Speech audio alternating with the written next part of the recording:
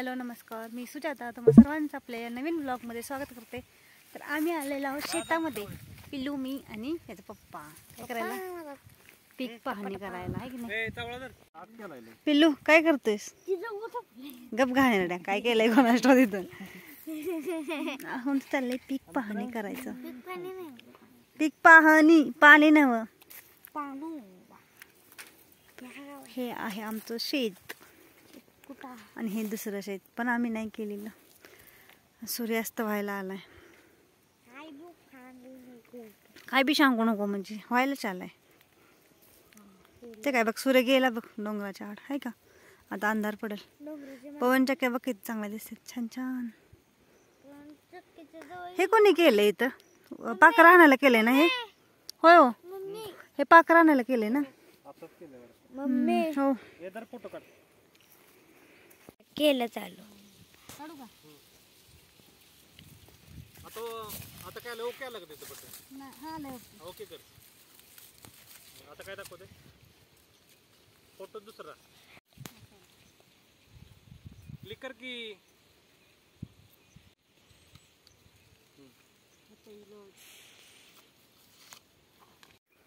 दुसऱ्या शेतात चाललोय. हा काय नाही. मम्मी म्हणते आज तुम्ही डोलाय. होय,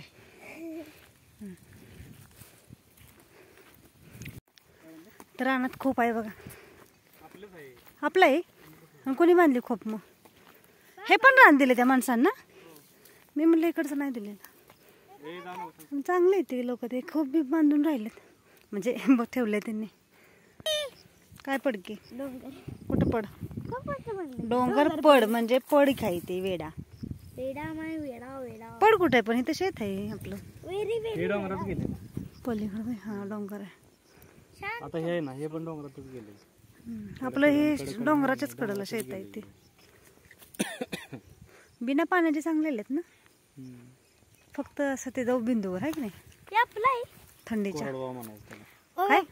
कोरडवाहू आपला आता रानापासून 94 मीटर अंतर लांब. बघ माझ्या साडीला लांडगा लागलाय. बघ बघ काळ पटकन खाली उशीर साडीला लागलेलं काढ. हरभरा खूप. त्यांनी पिशवी काय सामान ठेवलंय काय? काय पण रानातला हरभरा दर खा. चल चल घरी जायचं, अंधार पडायला लागला. मला म्हणलं असा घेतलाय त्यांना वागवायचा. खायला पाहिजे. खाऊन टाकून द्यायचं काय? पडी रान पण दाखवायचं नाही हे खालचं.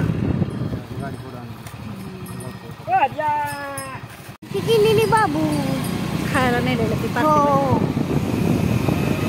मजा आलेली डोंगराला. घरी यायला आम्हाला खूप वेळ झाला आणि आता घरी आल्यानंतर मी ठिकाणी जेवण बनत आहे. मामांसाठी बनत आहे, कारण आम्ही कीर्तनाला जाणार आहे आणि तिकडं जेवणार आहोत. कारण तिकडे कीर्तनानंतर पण असतो. इथे आल्यानंतर मी या ठिकाणी हरभऱ्याची आमटी केले. तिथे आता भरीत करत आहे एकाच वांग्याचं. भात हे मामांसाठी भाकरी.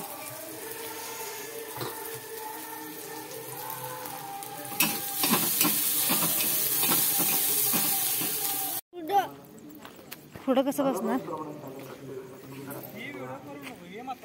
मला बंदी नका बरं का. 9ला म्हणजे 9ला बरोबर कीर्तन संपेल, पण तुमची परवानगी असेल तर विठाला विठाला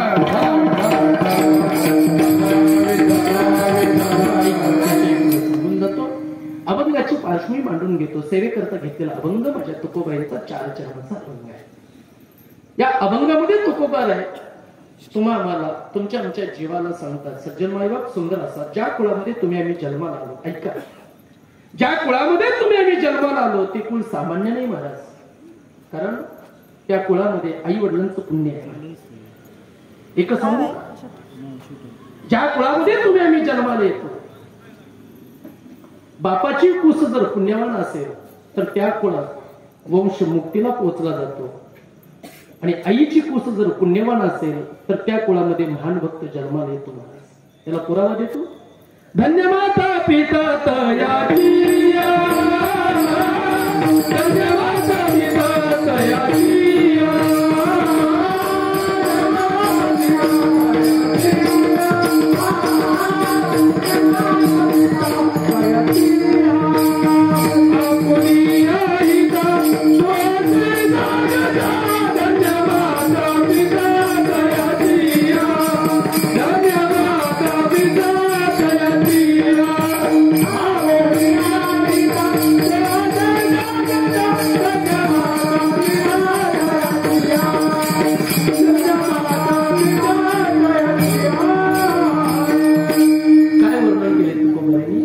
कधी आपण अभंग म्हणतो, पण त्या अभंगाची पार्श्वभूमी जर मांडायचा प्रयत्न केला तर तुकोबराय सांगतायत आपुली आहे का जो असे जागता धन्य माता पिता तयाची. एका दैत्याच्या कुळामध्ये सुद्धा, राक्षस कुळामध्ये सुद्धा भक्त प्रल्हाद जन्माला येतो महाराज.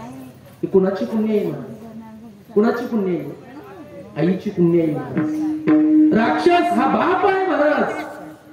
त्याचं उदाहरण सांगू ज्ञानोबा हरिकथामध्ये देत आहेत. सत्वर उच्चारी प्रल्हादी बिंबला आणि उद्धवा लादला कृष्ण दाता. महाराज राक्षस कुळामध्ये सुद्धा भक्त प्रल्हाद जन्माला येतो. याची कूस म्हणजे आईचं सात्विक सामर्थ्य आहे. म्हणून तुकोबाई आईला प्रथमता धन्य देतात. धन्य माता पिता तयाची. आणि बापाची कूस पुण्यवान असेल तर वंश मुक्तीला पोचतो. जगी आईचा बाप व्हावा त्याचा वंश मुक्तीस जावा. बापाची कूस पुण्यवान असेल तर वंश मुक्तीला पोचला जातो. महाराज आम्ही 60, 70, 80 वर्षाचा 100 वर्षाचा विचार करतो महाराज. आमचा नातू कसा जगेल, आमचा मुलगा आनंदाने जगेल, मी मिळवलेली संपत्ती माझ्या मुलाने व्यवस्थित चालवली पाहिजे याचा विचार करतो. पण कोणताच बाप या जगताच्या पाठीवरती माझ्या वंशाचा उद्धार होईल का नाही याचा विचार करत नाही. वंशाचा उद्धार होण्याकरता हे लौकिकाचा व्यवहार महाराज काहीच कारणीभूत नाही. त्याच्याकरता भगवंताच्या नामचिंतनाशिवाय दुसरा कोणता ठेवा नाही. म्हणून तुकोबराय म्हणतायत माझ्या वडिलाची मिरासिका तुझी चरण सेवा पाहून. म्हणून तुम्ही आम्ही जन्माला आलोय, पण कसं पोटा येता हरले पापा पोटा येता हरले पापा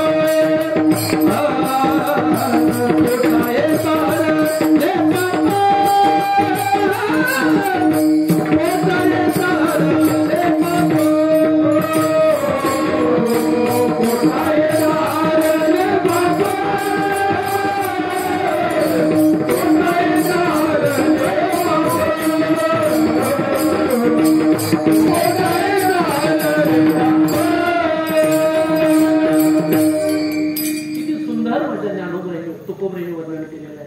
पोटा येता हरले पापा ज्ञानदेव माईबाप ऐका सेवेकरता घेतलेला अभंग माझ्या तुकोबरायांचा आहे.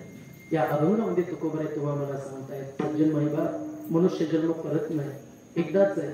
नामदेवराय सांगतायत मनुष्याला जीवन जगायचं असेल संसार प्रपंचामध्ये संसार वेगळं आणि प्रपंच वेगळं. बरं का? संसार जन्माला येणं आणि मरणं याचं नाव संसार आहे. जन्माला यायचं आणि मरायचंय. बस जन्माला यायचं तरी सुख आहे का हो, आणि मरायचं तरी सुख आहे का? ज्ञानोबरांची ओवी देऊन जातो. मग जीवाला देवाला शरण का घ्यायचं याचं कारण सांगून तुकोबराय सांगताय जन्माला यायचं आणि मरायचं. आणि प्रपंच कशाला म्हणलेलं आहे? जन्म आणि मृत्यू याच्या मधलं जे अंतर जे सुखदुःख भोगतोय ना याला प्रपंच म्हणलेलं आहे. विठ्ठला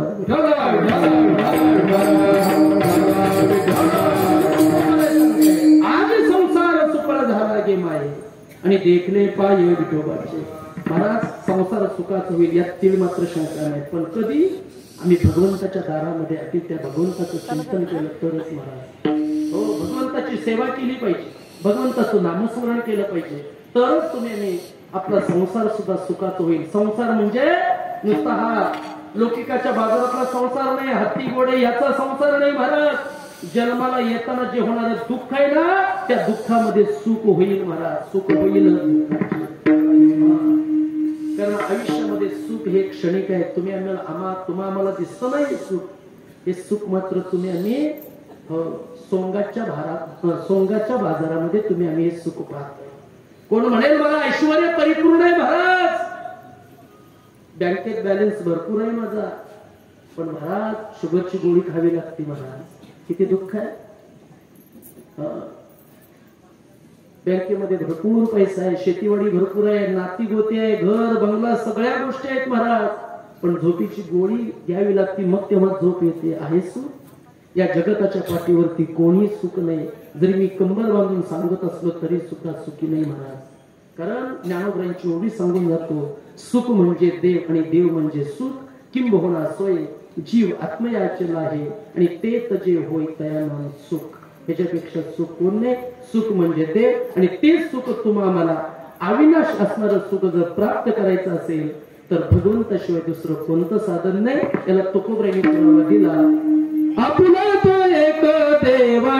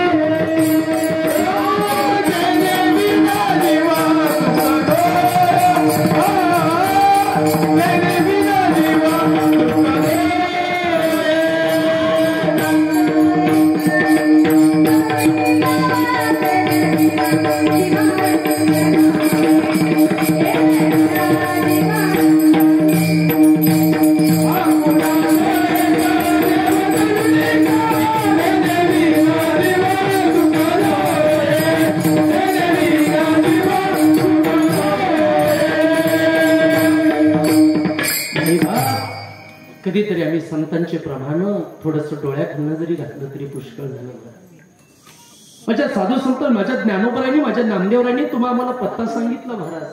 या जगताच्या पाठीवरती माझ्या तुकोबरांना जाऊन 375 वर्ष होतात महाराज. येणारा तुकोबरांचा बीजेचा उत्सव 375 वर्ष झाली तुकोबरांना जाऊन. आम्ही जातो तुम्ही कृपा सुद्धा सकळाशी सांगा. 375 वर्ष झाले महाराज. माझ्या तुकोबराने सांगितलं, तेने विना जीवात सुख नये. खऱ्या अर्थानं संसारामध्ये सुख आहे का? सुख जर प्राप्त करायचं असेल या जीवानं भगवंताला, गोड अशा भगवंताला शरण गरजेचं. ऐका, का शरण जायचं याचं कारण सांगलं जातं. माऊली महावैष्णव श्रीमंत जगतवंद्य संत श्रेष्ठ तुकोबार आहे. आपल्या अवलोकनिक अभंगामधून या जगाला एक सुंदर असं मार्गदर्शन करतात. काहींना मार्गदर्शन करण्याची इच्छा असते, पण काहींना हीच कळत, परंतु मार्गदर्शन करण्याची क्षमता त्यांच्यामध्ये नसते. परंतु जगद्गुरु तुकोबा यांच्या ठिकाणी जगताचे हित कशात आहे ती कळण्याची क्षमताही आहे, ताकदही आहे. म्हणून या अभंगामधून तुम्हाला वाट दाखवण्याचा प्रयत्न केलेला आहे. मंडळी, जीवनामध्ये थोडस हे वाक्य लक्षात ठेवा. या कलियुगामध्ये, या धावपळीच्या युगामध्ये वाट दाखवणारे थोडकेच आहेत, पण वाट लावणारे पुष्कळ आहेत. या जगताच्या पाठीवरती वाट दाखवणारे थोडकेच आहेत, पण वाट लावणारे पुष्कळ आहेत. वाट लावणारे अनेक मार्ग आहेत महाराज.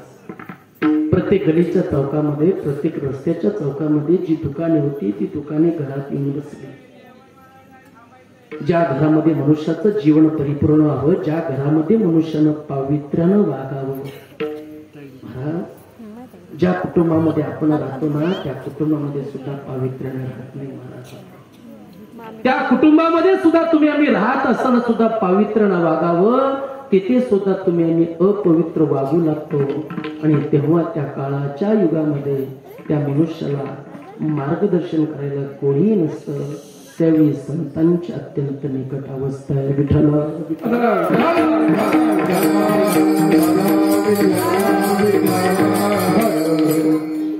असे अनेक उदाहरण आहेत. त्यातलं एक छोटस उदाहरण सांगून जातो. जीवन परिपूर्ण होत नाही का, तर त्याही कुळामध्ये तुम्ही आम्ही अपवित्र वागू लागतो. या शब्दामध्ये मला फक्त बोलायचंय. विषय असा आहे, 16 वर्षात एकुलता एक मुलगा आहे. वर्तमान पेपरमध्ये छोटीशी बातमी होती. आई वडिलांनी दुसऱ्याच्या शेतामध्ये काबाड कष्ट करावं दिवसात. आज मला सांगा, आई वडील कुणासाठी करतात? लेकरा बाळांच्यासाठी ना. लेकराचे हित मातेच्या चित्ते अवघी बालकाची व्यक्ती. तू काय म्हणे, पोटीचे बाळ माझी कुरवावी. लेकरू जरी बोबडं बोलू लागलं तर आईला कौतुक वाटतं. जैसा मायबापांचा स्वभाव. अपत्य बोलू जरी बोबडी वाचा तरी अधिकतयांचा संतोषात. ही माझी भाषा माझ्या ज्ञानोबरांची. इतका कळवळा तो अंतःकरणामध्ये. 16 वर्षाचा एकुलता एक मुलगा आहे महाराज. नुकतंच बहिणीचं लग्न झालं. ज्या शेतकऱ्याच्या शेतामध्ये वडील काबाड कष्ट करतात, आता मुलीचं लग्न करायचं म्हणलं तर खूप खडतर माझा प्रवास आहे. पण आताच्या कलियुगामध्ये थोडासा जरा विचार केला तर मुलं भरपूर आहेत पण मुले थोडेसे आहेत. पण आता समान झालेलं आहे, पण तरी सुद्धा आम्ही थोडीशी अपेक्षा ठेवतो महाराज. ऐका, त्याच्यावरती मला विषय मांडायचा नाही. हे प्रत्येकाला स्वातंत्र्य दिलेलं आहे, त्याच्यावरती विषय मांडायचा नाही. ऐका, त्याच्याही पुढे जर वर्णन करायचं म्हणलं तर त्या ठिकाणी नुकतंच मुलीचं लग्न झालं.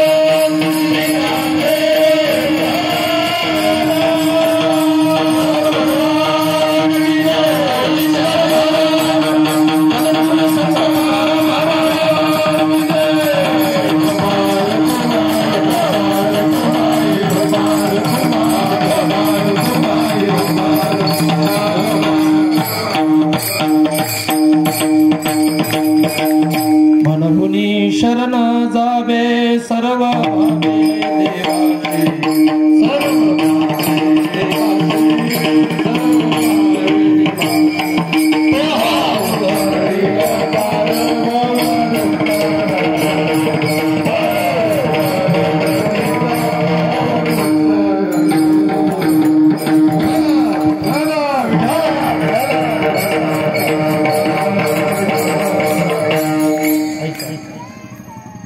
जीवानं का शरण जायची याचे 4-5 आपण करणे पाहिजे. कोणत्या देवाला शरण जायचं? ऐसी अशी शरण जावे शक्ती जीवे नवंची.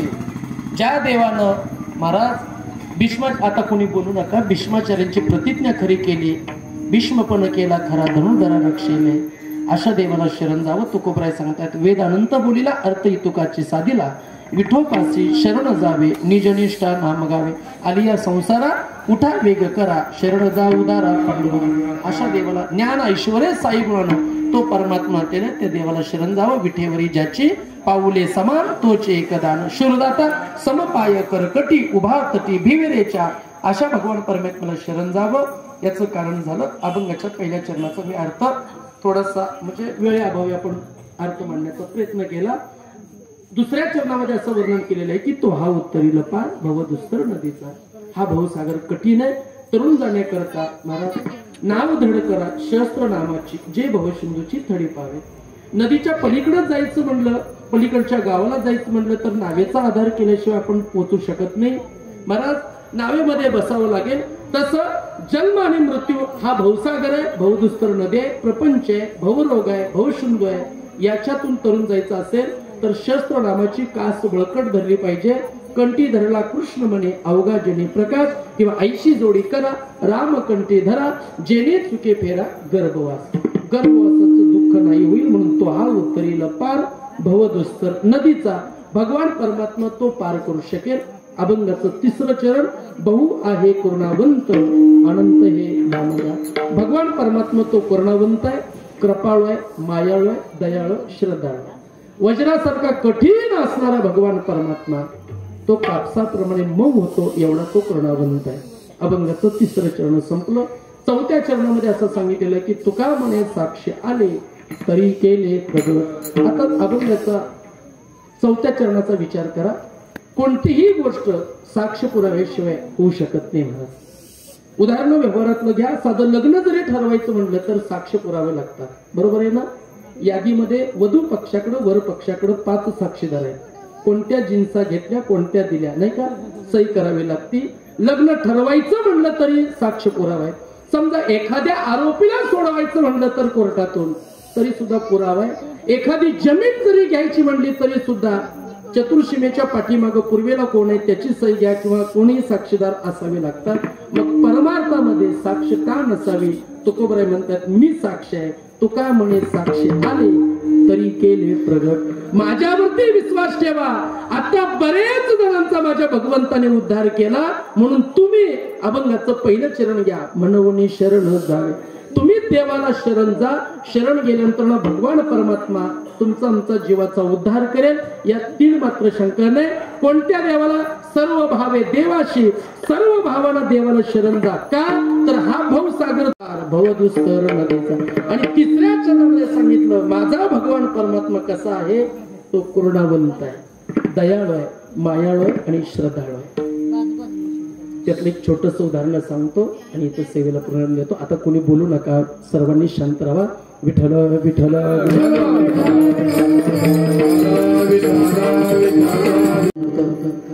अनंत हे नामजा. भगवान परमात्मा किती करुणावंत आहे, मायाळू आहे महाराज. माझ्या तुकोबराय आणि माझ्या आवली साहेबांचा म्हणजे जिजाबाई साहेबांचा सुंदर प्रपंच चाललेला होता महाराज. तुकोबरायने उठावं, भामचंद्राच्या डोंगरावरती गळ्यामध्ये विना घ्यावा, हातामध्ये चिपळा घ्याव्या, भामचंद्राच्या डोंगरावरती भजन करण्याकरता जावं.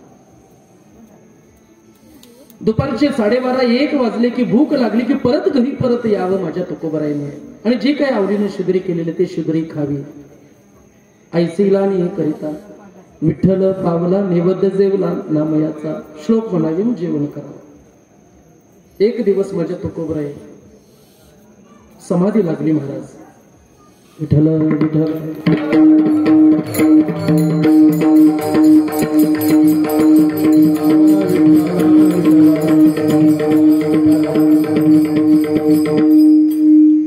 पांडुरंगाने सांगितलं तुझं कीर्तन आता थांबव.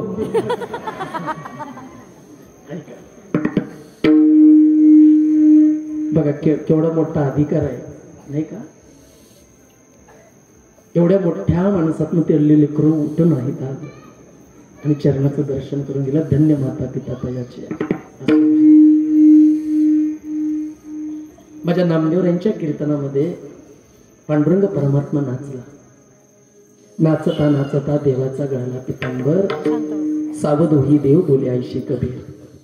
ऐका, तुकोबराय भामचंद्राच्या डोंगरावरती बसून भगवंताचं भजन करू लागले. 1 वाजला, 2 वाजले, तुकोबराय परत आलीच नाही. तुकोबरायांची पत्नी होती बर का, आवली बोलत होती तुकोबरायांना. आणि खरं सांगू का, शास्त्र सांगतं बर का, पुरुषाला प्रपंच पूर्ण होत नसतो बर का. तिच्या पाठीमागे त्याच्या पत्नीचा खूप मोठा आधार असतो. पत्नीनं जर प्रपंच केला तर प्रत्येक कर्त्या पुरुषाच्या पाठीमागं उंच शिखरावरती पोहोचण्याकरता पुरुष जायचं असेल तर त्याच्या पाठीमागे त्याच्या आई वडिलांची पुण्याई आणि त्याची होणारी, बघा किती बदल झाला असेल. कल्पना करा, आई वडील असताना, आई वडिलांच्या सानिध्यामध्ये आपण असताना आपली किती प्रगती आहे आणि ज्या वेळेला ती अर्धांगी आपल्या आयुष्यामध्ये आल्यानंतर ना किती प्रगती आहे. विचार करण्याची गोष्ट आहे महाराज. थोडंसं बारकाईने अभ्यास करा, त्याला सुद्धा शास्त्र पुराण. पुढे सांगतो, वेळ झाला भरपूर, तुकोबराय आलेच नाहीत महाराज. तुकोबराय भजनामध्ये दंग झाले. भजनामध्ये दंग झाल्यानंतर ना आवलीनं आपल्या भगीरथीला सांगितलं, बाळा बाबा अजून आले नाहीत ग, बाबांना भूक लागली असेल. आवली होती महाराज, बोलत होती, पण तुकोबरायांना जेव घातल्याशिवाय अन्नाचा घास कधी माझी आवली मोडत नव्हती महाराज. आता म्हणतील महाराज 12:30 वाजले, फोन करतील, कुठं आहे? सकाळपासून काही खाल्लं नाही, पण चहा बरोबर पार्ले बिस्किट 2 आणलेले असतात ना. डोंगराची वाट वेगळी, भंडारा डोंगराची वाट वेगळी, घनदाट झाडे.